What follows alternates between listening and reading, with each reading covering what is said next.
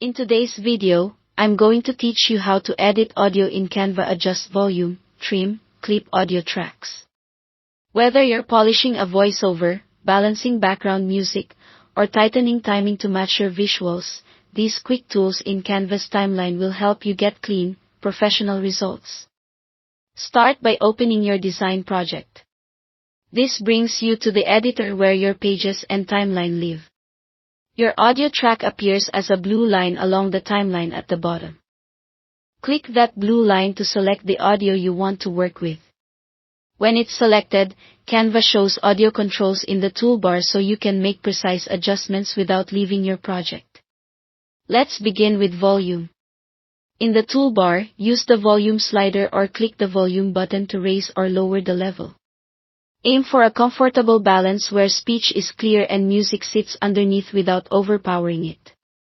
If your project has multiple clips and you want them all at a consistent level, choose Balance All to apply a uniform adjustment across the entire project. This is helpful when you've added several audio snippets recorded at different loudness levels. Next, add polish with fades. In the toolbar, click Audio Effects, or you might see it labeled Adjust, to access fade in and fade out controls.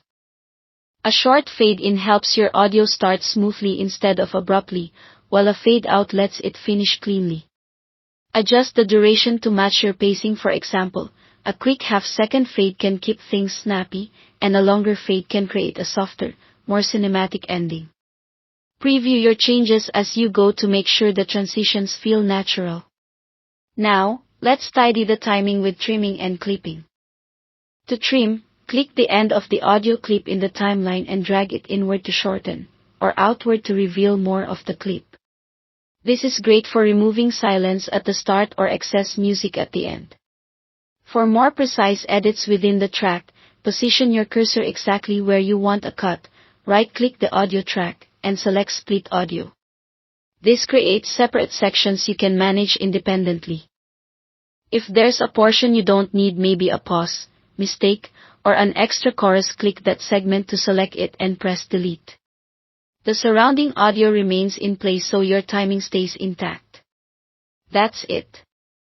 Thanks for watching.